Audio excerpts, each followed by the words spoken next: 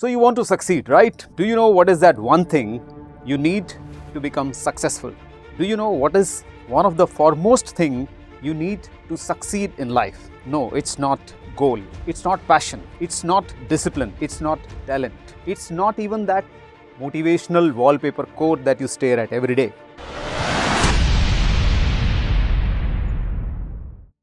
Even if you have skills like a superhero, or a brain like an Einstein, or you do hard work, but if you don't have that one thing, you will feel stuck. That one thing is opportunity. It is the opportunity that opens door for you for doing anything and everything that you want to do in life. So if it is opportunity, you might think that I'll wait for the opportunity to knock my door. But opportunities does not knock the door.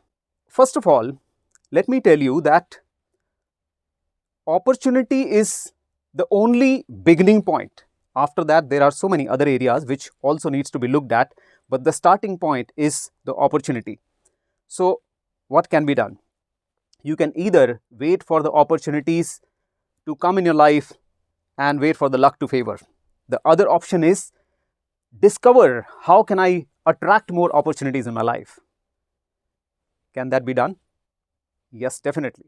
For that, we need to understand a concept which is called opportunity matrix. What is opportunity matrix? It has 4 quadrants and 2 dimensions. 2 different dimensions are likability and competency. The first dimension is likability. Likability means how likable you are as an individual. There are people who are highly likable and there are people who are not so likable. And competency is your ability to do your work with certain level of expertise. The first quadrant is high competency and high likability. Let's say this is quadrant A. People falling in this quadrant are born with a golden spoon. Opportunities chase them because they are highly likable and they are also highly competent. Move to the other quadrant where people are in this quadrant having high level of competency and low level of likability. Let's say this is quadrant B. People falling in this quadrant are good at their work, but somehow not many people like them. They have their own limitations.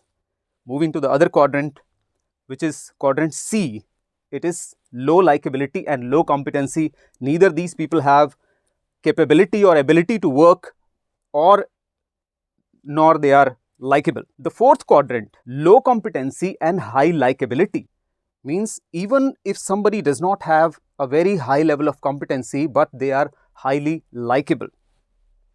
Now, based on these 4 quadrants, if you try to figure out and try to understand people falling in which quadrant are going to get more opportunities or attract more opportunities, it is quite evident.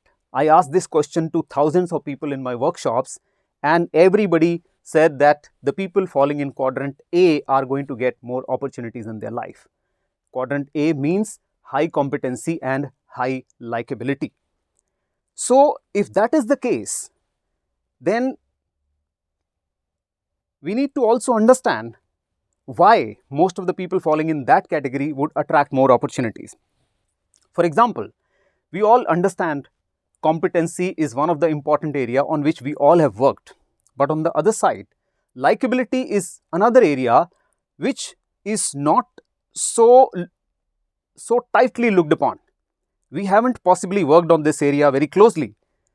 But if you look at the reality, then you would see that who are the kind of people we love to work with and who are the kind of people we provide opportunities to. Go back to your school days, you will figure out that in school there was a teacher whom you liked and you always wanted to be present in the subject or in the class of that teacher. You always scored higher marks in that subject. You generally you love somebody whom you like. You buy from a salesperson whom you like, and a manager has a tendency to provide more opportunities to the team members whom they like. Not only this, even the criminals get lighter sentence for their likable behavior. So the likability works from courtrooms to boardrooms, everywhere.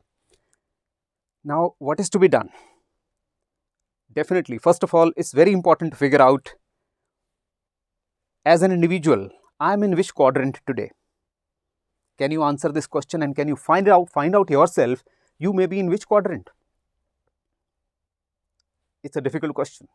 You have possibly never thought about it, and you may not be able to even point out in which quadrant you are. Let me help you with a little bit of validation here. If you notice, in your entire life, for approximately 15 to 16 years, or maybe little more than that, you have closely worked on enhancing and elevating your competency. We went to the school first to build competency, then to the higher school for being more competent, and then to some specializations, courses, masters, or whatever it could be. We acquired degrees, we followed certain syllabus, we appeared in exams, and that is how we became competent. So that means this is one area on which we have all worked actively. Look at the other dimension, which is likability. How many of us have really worked closely on this aspect of our life? Have we followed any kind of syllabus? Have we appeared in any kind of examinations? Have we acquired any kind of certifications or degrees in terms of knowing how likable am I? So if this is one area on which we have not worked actively, then in which quadrant do we generally fall? Obviously, most of us will fall in quadrant B, which is high competency and low likability. Now, what is to be done? It is not a problem that we are in that quadrant, but as long as we are in that quadrant, that's a problem. And how soon are we planning to shift the quadrant? Because if we do not move from this quadrant to the high competency and high likability quadrant, which is quadrant A, until that time, the number of opportunities in our life are going to be very, very limited. And let me tell you, likability is a trainable skill. You can very well enhance and elevate your level of likability. How? There can be n number of ways. If you Google, you will find out many of them. I'm going to share 2 quick hacks with you. In any given scenario, these are the 2 quick tips which will make you highly likable. Number 1, listen more than you speak. I'm sure you don't like that friend or relative of yours who never shuts up. So why will anybody like you? Keep shut, listen to people, then they will start liking you more. The second important aspect is appreciate genuinely. Whenever you come across anyone, have that tendency to find out something about the other person which can be appreciated or complimented. And appreciation has to be little impactful, not something like you are amazing. Instead of this, try saying, I really appreciate the way you handle this project under pressure. This is memorable. People will remember you. And let me tell you, if you really want opportunities to come to your way, as I said that they will come through the people. If you do not actively work on enhancing your likability, you will struggle to find more opportunities in your life. So now you know the secret. It's your time to build and enhance your likability.